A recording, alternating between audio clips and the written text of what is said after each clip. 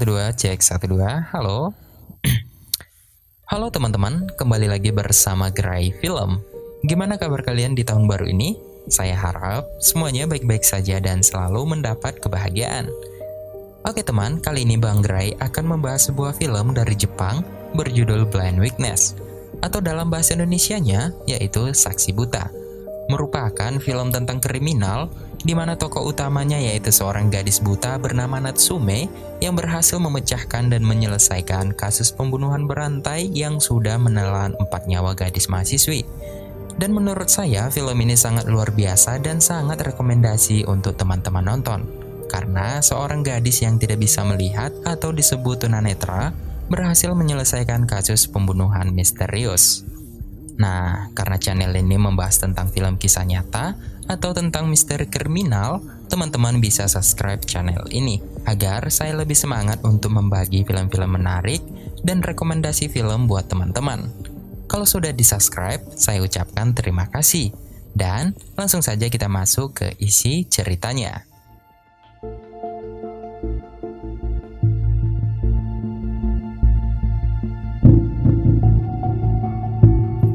Film bermula dengan memperlihatkan seorang wanita bernama Natsume yang sedang mengikuti latihan menjadi perwira, di mana di dalam pelatihan dia mendapat nilai yang sempurna, dan Natsume akan diangkat menjadi perwira. Di mana di malam itu Natsume menjemput adiknya bernama Daiki yang suka berkeliaran di malam hari. Di dalam perjalanan, Daiki mengeluarkan gantungan sabuk yang baru dia beli. Karena tersinggung dengan perkataan Natsume, Daiki tak sengaja menjatuhkan gantungan itu dan berusaha untuk mengambilnya. Karena gantungan itu tidak bisa diraih Daiki, maka Daiki memaksa Natsume untuk mengambil gantungan itu. Tapi sayangnya, ketika mengambil gantungan itu, Natsume hampir menabrak sebuah truk. Sehingga Natsume kehilangan kendali dan mobil mereka terbalik karena menghantam pembatas jalan. Lalu supir truk berhasil mengeluarkan Natsume dengan keadaan pingsan.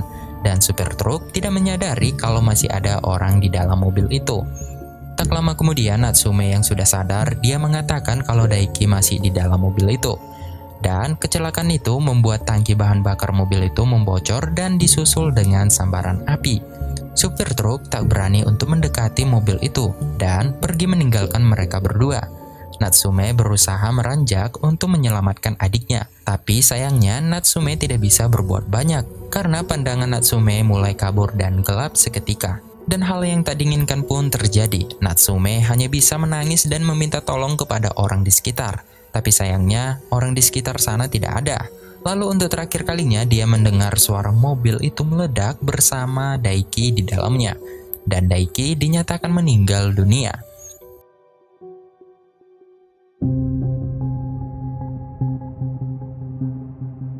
3 tahun kemudian, Natsume yang sudah tidak bisa lagi melihat, kini dia hanya bisa bekerja sebagai penulis dari rumah.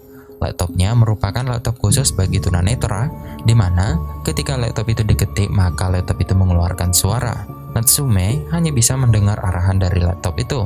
Ketika ibunya baru pulang kerja, ibunya mengajak Natsume untuk berziarah ke makam adiknya di esok hari. Ketika ingin menuju pemakaman adiknya, Natsume meminta kepada ibunya kalau dia tidak bisa berada di pemakaman adiknya, karena Natsume merasa trauma dan merasa bersalah atas kematian adiknya. Mereka berdua pun sempat beradu argumen, sehingga Natsume memutuskan untuk pulang bersama anjingnya yaitu Paru, seekor anjing yang dilatih untuk membantu para tunanetra.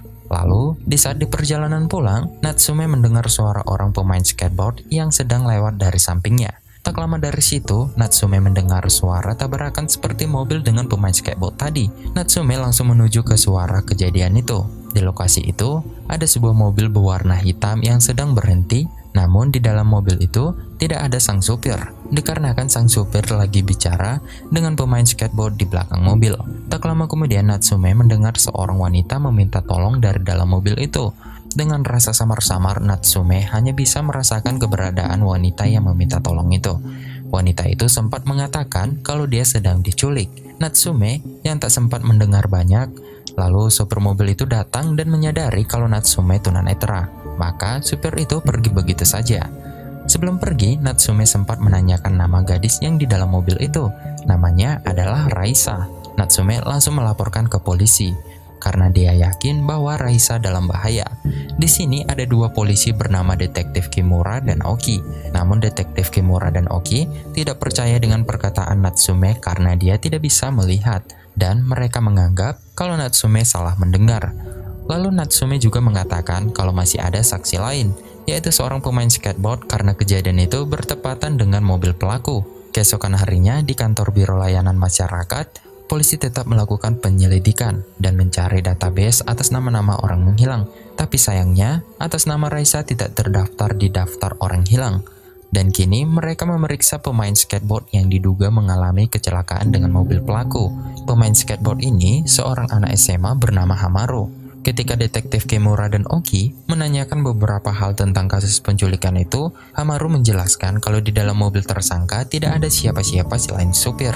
Karena penjelasan Hamaru berbeda dengan Natsume, akhirnya para polisi menutup kasus itu tanpa pemeriksaan lebih lanjut. Natsume yang merasa yakin kalau di dalam mobil itu ada seorang wanita meminta tolong, Natsume meminta kepada Haruma untuk berkata jujur tentang kejadian itu.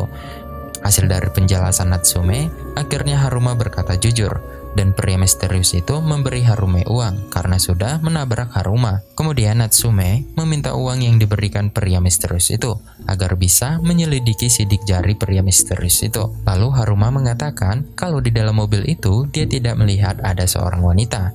Dengan rinci Natsume menjelaskan tentang gambaran yang dialami wanita di dalam mobil itu, bahwa wanita yang meminta tolong itu ditahan di belakang kursi mobil. Namun Haruma tidak ingin ikut dalam kasus itu. Lalu, Natsume memohon jika Haruma mendapat informasi tentang pria misterius itu, agar Haruma menghubungi Natsume. Di kantor Biro Layanan Masyarakat, Detektif Haruma kedatangan seseorang untuk menjelaskan bahwa Natsume adalah seorang mantan perwira yang mengundurkan diri dari kepolisian karena sudah kehilangan penglihatannya.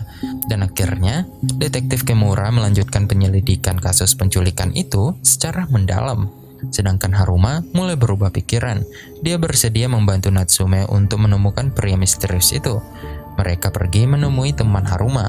Temannya merupakan seorang informan. Di sini mereka menemukan informasi tentang Raisa. Nama Raisa adalah sebuah nickname atau sebagai nama samaran. Berkat teman Haruma yang berusaha mencari keterangan atas nama Raisa, akhirnya mereka mengetahui kalau Raisa bekerja di situs kencan online. Di sini, untuk memastikan kalau itu adalah Raisa yang dimaksud, Natsume mendengar suara video Raisa di situs dan menduga kalau suara itu sama seperti dia mendengar ketika Raisa meminta tolong kepadanya. Penyelidikan berlanjut ke tempat kerja Raisa. Di sana mereka bertemu dengan salah satu kerja rekan Raisa. Di sini ada dua fakta diketahui, di mana para gadis-gadis yang bekerja di situs kencan online adalah gadis yang mengalami masalah dengan keluarganya dan kabur dari rumah. Jadi, meskipun Raisa menghilang, tak akan ada laporan kehilangan keluarga ke polisi. Dan fakta berikutnya ada seorang laki-laki bernama Master Q yang dianggap sebagai penyelamat para gadis-gadis kencan online. Dan semua para gadis-gadis yang terdaftar di situs kencan online sangat berharap kalau mereka diselamatkan oleh Master Q. Walaupun mereka tidak pernah bertemu dengan Master Q, tapi mereka percaya kalau Master Q bisa membahagiakan para gadis-gadis itu, terutama Raisa yang sudah dibawa bersama Master Q. Dan mereka juga mendapat alamat seseorang yang dekat dengan Master Q. Lalu di sini mereka melanjut pengecekan di alamat yang diberitahu gadis tadi. Sesampai di sana, mereka melihat bahwa rumah yang mereka tuju tidak terkunci. Tentulah mereka tidak boleh masuk sembarangan, dan Natsume langsung meminta bantuan kepada Detektif Kimura untuk mengecek rumah tersebut. Dan akhirnya, mereka memasuki rumah itu. Terlihat di dalam rumah itu sangat berantakan dan dilengkapi beberapa pakaian wanita. Mereka mencoba mencari-cari barang bukti di ruangan itu. Ketika Natsume dan Haruma di dalam kamar, Natsume merasa ada yang aneh di suatu ruangan yang gelap. Lalu dengan pendengarannya, ia menyadari kalau di dalam ruangan itu ada satu orang yang lagi bersembunyi di balik kain. Dan akhirnya terjadilah kejar-kejaran. Alhasil, pria itu berhasil ditangkap, namun pria tersebut tidak mengetahui tentang keberadaan Master Q. Bahkan dia mengatakan kalau dia sudah 2 tahun tidak pernah melihat Master Q, dan juga dia belum pernah melihat wajah Master Q seperti apa. Meskipun penyelidikan polisi terhambat karena kekurangan informasi, Haruma dan Natsume tidak menyerah. Dan Haruma memiliki ide untuk mengetahui keberadaan Master Q, di mana dia mencoba membuat status di media sosial bahwa Master Q telah menculik beberapa gadis SMA. Dan terlihat bahwa Master Q membaca postingan Haruma. Ketika Haruma hendak pulang ke rumah, ada sebuah mobil hitam yang mencoba menyerang Haruma. Dan untung saja Haruma berhasil kabur dan mengingat plat mobil yang digunakan si pelaku. Detektif Kimaru melanjutkan penyelidikan mobil yang dilaporkan Haruma. Sampailah mereka di sebuah tempat terpencil. Di sini mereka hanya menemukan seorang pria yang sudah tidak bernyawa lagi dan diduga kalau pria itu adalah pemilik mobil tersebut. Ternyata saat detektif Kimaru memeriksa belakang rumah, dia menemukan 4 mayat gadis yang ditimbun oleh beberapa karung. Dari 4 mayat gadis tersebut, ditemukan kalau setiap tubuh mereka telah terjadi pemotongan di bagian-bagian organ tubuh yang tertentu, yaitu mulut, tangan, hidung, dan kuping. Polisi terkecoh dengan siasat sang pelaku yang asli. Mereka menganggap kalau pria yang memiliki mobil yang sudah meninggal itu adalah pelaku aslinya. Namun Natsume masih saja melakukan penyelidikan, karena Natsume yakin kalau Raisa tidak ada di bagian 4 mayat itu. Lalu di saat Natsume di dalam rumah, dia merasa aneh karena 4 mayat gadis tersebut meninggal dengan keadaan misterius. Kemudian, dia mencoba mengingat tentang organ tubuh yang hilang dari mayat tersebut dan mengulangi semua rekaman yang pernah dia rekam ketika berjumpa dengan teman rekan kerja Raisa. Dengan teliti dan bijak, akhirnya Natsume mengetahui maksud dan tujuan Master Q melakukan pembunuhan berantai itu, yaitu mencari 6 organ tubuh dari gadis yang berbeda untuk menjalani sebuah ritual dan mencari organ tubuh yang sudah ditentukan. Dan kini Master Q menjalankan aksi dengan rayuan modusnya. Lalu kita diperlihatkan dengan Raisa yang dikurung di ruangan yang kecil. Dia melihat bahwa ada wanita baru ditahan dan itu artinya kalau Raisa akan segera dibunuh. Dan di kantor Biro Layanan Masyarakat, Detektif Kimaru berusaha mencari data kasus sama yang seperti terjadi 15 tahun yang lalu. Dan kasus itu berhasil dipecahkan oleh Detektif Takashi yang sudah pensiun.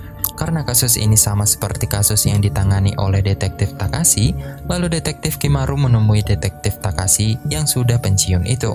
Menurut Detektif Takashi, ada hal yang aneh pada kasus 15 tahun yang lalu. Hal aneh itu adalah gerak-gerik dari sang saksi, di mana sang saksi merekam pembunuhan itu, tapi yang anehnya sang saksi menyorot dan mengejum di bagian organ tubuh yang dipotong. Hanya saja Detektif Takashi lupa nama saksi tersebut. Dan dia berjanji kalau dia akan menghubungi Detektif Kimaru jika dia mengingat nama saksi tersebut.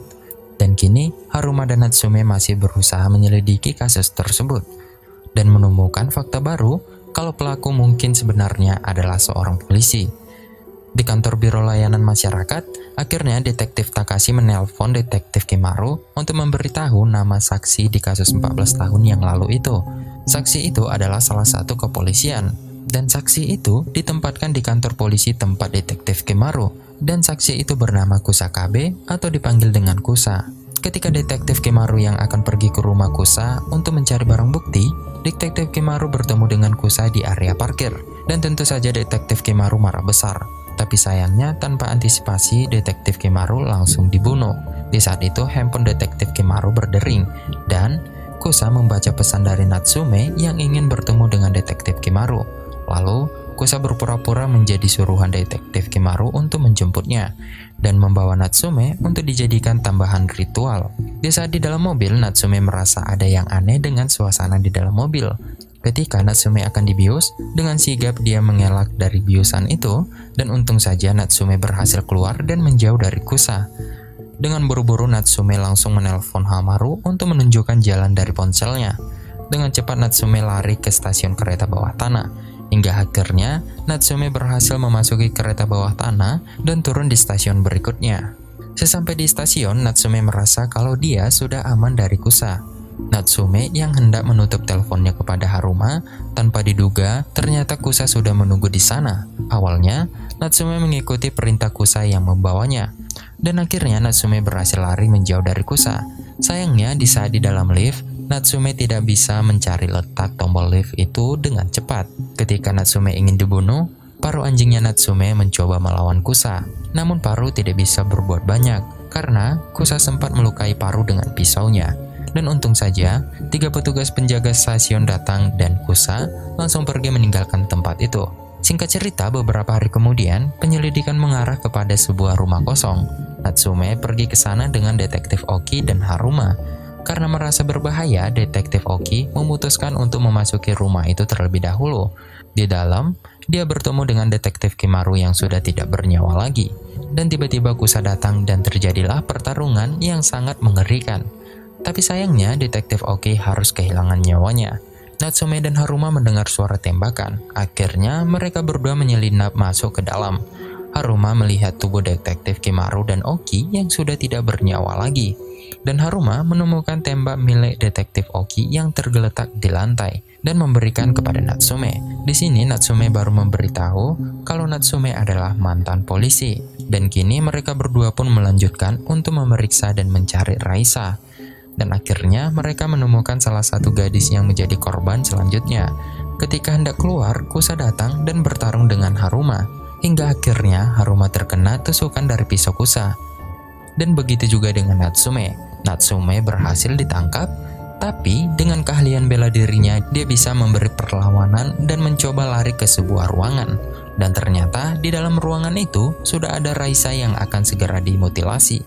Karena waktu mereka sangat sedikit, Natsume harus mengalahkan Kusa terlebih dahulu.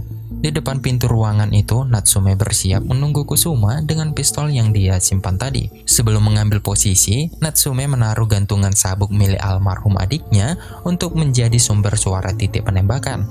Dan ternyata benar saja, Kusa berjalan perlahan ke arah Natsume. Saat ingin menyerang Natsume, kaki Kusa mengenai gantungan sabuk yang sudah diletakkan Natsume tadi dan menimbulkan suara. Dengan cepat Natsume langsung menembak ke arah titik sumber suara gantungan sabuk itu, dan Kusa langsung meninggal seketika. Di pagi harinya, polisi dan ambulan sudah datang di lokasi. Kini, Raisa sangat berterima kasih dengan Natsume yang sudah berusaha dan berjuang untuk menolongnya. Di akhir cerita, akhirnya Natsume mengunjungi makam adiknya bersama ibu dan Haruma beserta anjingnya.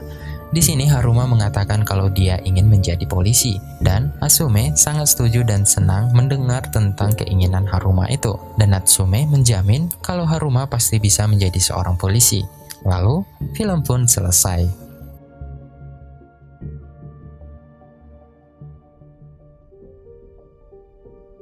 Gimana teman-teman filmnya? Di sini kita bisa banyak memetik nasihat atau motivasi. Jika teman-teman mengikuti cerita ini sampai akhir, boleh dong kasih komentar kata-kata motivasi yang sangat cocok dari film ini. Segitu saja teman-teman pembahasan film kali ini. Terima kasih buat kalian yang sudah menonton konten ini sampai akhir, dan juga terima kasih yang sudah dukung channel ini. Sekali lagi, terima kasih buat teman-teman. Saya akhiri, sampai ketemu di pembahasan film selanjutnya.